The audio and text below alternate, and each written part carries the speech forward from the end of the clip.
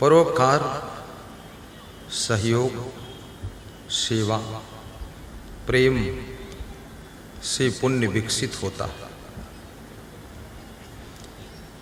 कन्यादान गृहस्थाश्रम के लिए श्रेष्ठ दान है। अन्नदान महादान है। सत्संग और भंडारा के लिए धन दान हमें धन्य कर देता है। वस्त्र दान हमारे लाज और मर्यादा को बचाने के लिए कवच कुंडल का काम करता है। रक्तदान दूसरों को जिंदगी प्रदान करता है। भूमि दान आश्रम, धर्मशाला, मंदिर का निर्माण करता है। प्रेम दान उदास मन वालों को खुश कर देता है। क्षमा दान रिश्तों को टूटने से बचा लेता है। द्वविमो पुरुषो राजन स्वर्गस्योपरि तिष्ठता प्रभुश्च क्षमया युक्तो दरिद्रश्च प्रदानवान। विदुर जी कहते हैं कि हे धृतराष्ट्र, दो प्रकार के लोग स्वर्ग से ऊंचे स्थान प्राप्त करते हैं। नंबर एक, वह लोग जो बलवान हैं, शक्तिशाली हैं, लेकिन फिर भी गलती करने वाले कमजोर व्यक्ति को भी क्षमादान कर देते हैं, माफ कर देते हैं। क्षमा का बड़ा महत्वपूर्ण स्थान है। परिवार के क्षेत्र में क्षमा का बहुत प्रभाव है। अपने बच्चों को भी क्षमादान करिए। पत्नी से गलती हो जाए उसको भी क्षमा कीजिए। पति से भूल हो जाए बिना क्षमा मांगे क्षमा कर दीजिए। कभी माता पिता से चूक हो जाए उनको भी बिना क्षमा मांगे क्षमा कर दो। क्षमा करने वाले बड़े होते हैं, गलती करने वाले छोटे होते हैं। क्षमा बड़न को चाहिए, छोटन को उत्पात। विष्णु की क्या घट गई, जो भृगु ने मारी लात। क्षमा परशुराम जी ने राजा जनक के दरबार में भगवान श्री राम से क्षमा मांगा था।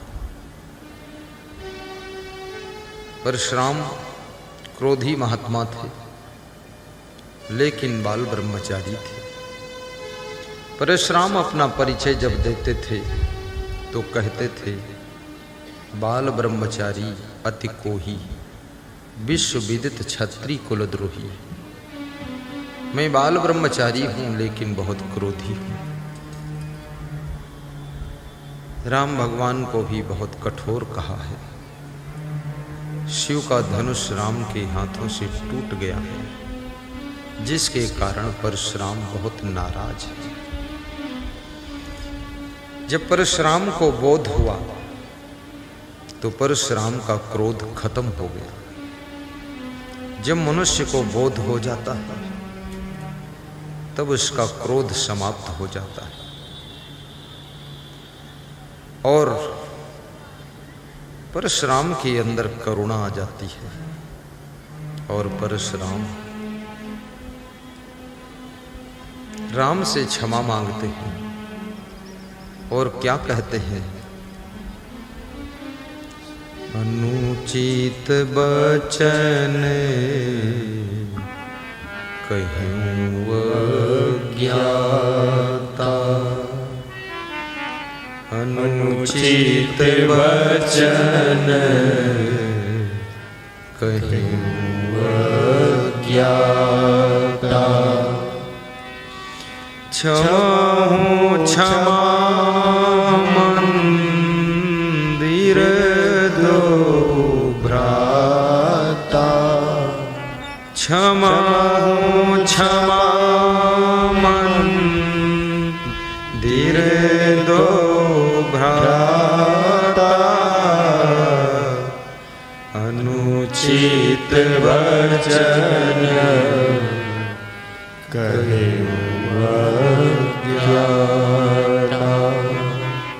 परशुराम अपने संपूर्ण अहंकार को त्याग कर भगवान श्री राम से क्षमा मांगते हैं और कहते हैं तुम दोनों भाई क्षमा के मंदिर हो, मुझे क्षमा कर दो।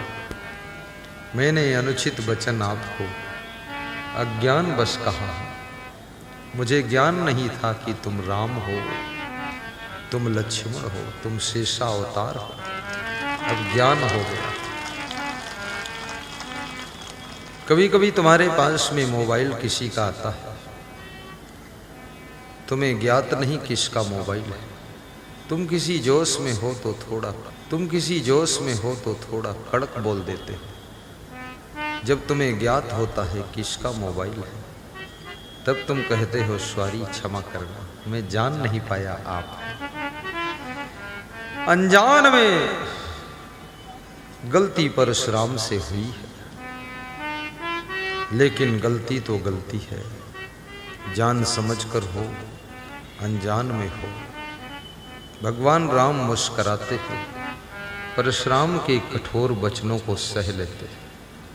जो सह ले वो राम है, जो कठोर बहुत बोले वो परशुराम है, और जो समझने के बाद क्षमा मांग ले वो परशुराम है, और जो क्षमा कर दे वो भगवान श्री राम है। जय क्षमा हूँ क्षमा मंदिर दो भ्राता, बहुत मार्मिक है। अनुचित वचन कभी आपका पति आपको अनुचित वचन जोश खरोश में बोल दे कुछ कठोर, रूठ मत जाना, चली मत जाना। अपने पति को थोड़ी देर में बोध होगा तो इसका क्रोध शांत होगा, तो मन ही मन उसको पश्चाताप होगा कि हमने देवी स्वरूपा अपनी भार्या को इतना गाली क्यों दिया है। जो लोग अपनी पत्नियों को बहुत गाली देते हैं, अगले जन्म में वे विवाह से वंचित रह जाते हैं। ऐसे घूमते रहते हैं शंभु निशुंभ योद्धा बनकर, शादी नहीं होती है, पाप लग जाता है। और जो स्त्रियां अपने पति को बहुत गाली देती है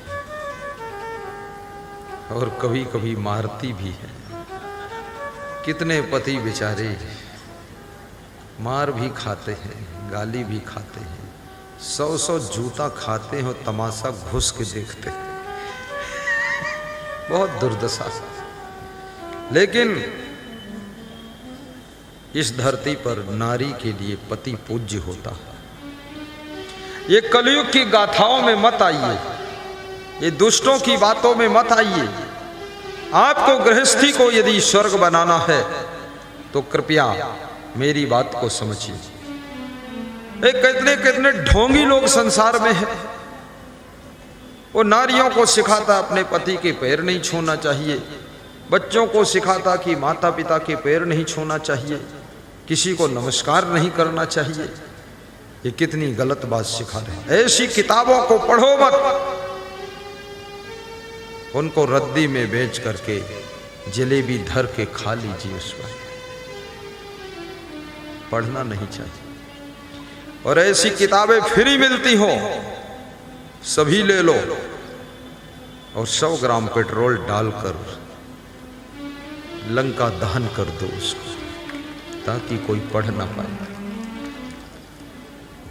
हमारी भारतीय संस्कृति, पारिवारिक सभ्यता, एक दूसरे के प्रति जो निष्ठा है, प्रियता है, इसको तोड़ने वाले ग्रंथों का अध्ययन नहीं करना चाहिए, ऐसे पंथ को भी नहीं मानना चाहिए और ऐसे धर्म प्रचारक को बाईकाट कर देना चाहिए, क्योंकि हमारे घर घर में अशांति पैदा हो जाएगी, पारिवारिक कलह कलेश पैदा हो जाएगा।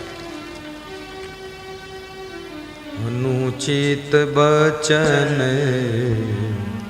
कहूँ अज्ञाता, क्षमा हूँ क्षमा मंदिर दो भ्राता, अनुचित वचन